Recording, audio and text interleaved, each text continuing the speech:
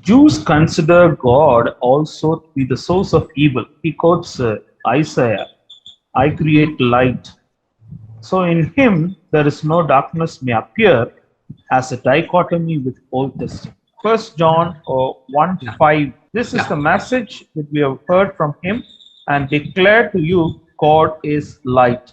In him there is no darkness at all. So citing this, he has not given the reference for Isaiah. In Isaiah he says God has created, Jews consider God also to be the source of evil. Mm-hmm. So in him Yeah. there is no darkness may appear as a Mm-hmm. dichotomy with Old Testament. Because Okay, God says, so I create light and also darkness. yes. So here, when the word darkness is being used, I said it has to be qualified and understood as, evil, and not just the absence of light, the privation of light. But it is very true that, in a sense, the Jews ascribe everything to God. Okay.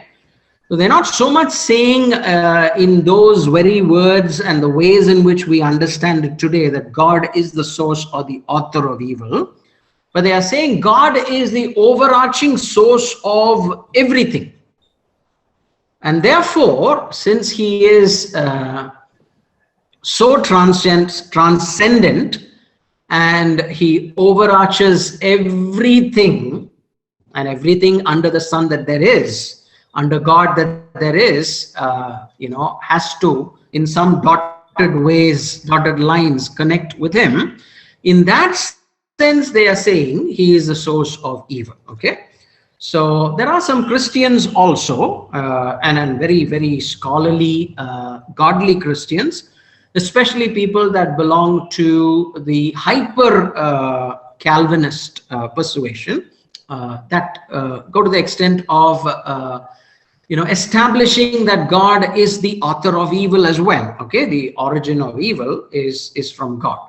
But they again are doing it not so much in the absolute direct sense, but because God is the author of everything, and evil happens to be a character and a part in God's script, as it were, they are ascribing the authorship of evil to God. Okay. But it would be very wrong for us to understand this association, indirect association, as a very direct association and assume that God is the author of evil, which means God is the one that made Adam and Eve in some ways, sin. It is God, therefore, that is responsible for the entry of sin, that is responsible for the fall of Lucifer, that is responsible for, everything. So we need to be very nuanced in the way we understand it. Yes, in an overarching sense, we could say that, but that is to be said with a lot of care and caution. And definitely evil has to be understood and seen as a privation of good. The absence of good is evil, and God is supremely, ultimately good, holy, holy, holy.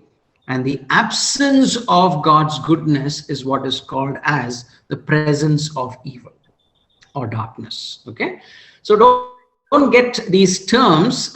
This is called the fallacy of equivocation. If the word darkness comes in one part of the Old Testament, in one context describing God surrounds himself in darkness. And if the same word comes in John in another context, don't try to equivocate both and say they both plainly mean the same. No, they have contextually different meanings depending on where they appear and in what context they are set in. I hope that helps. Okay, thank you, brother.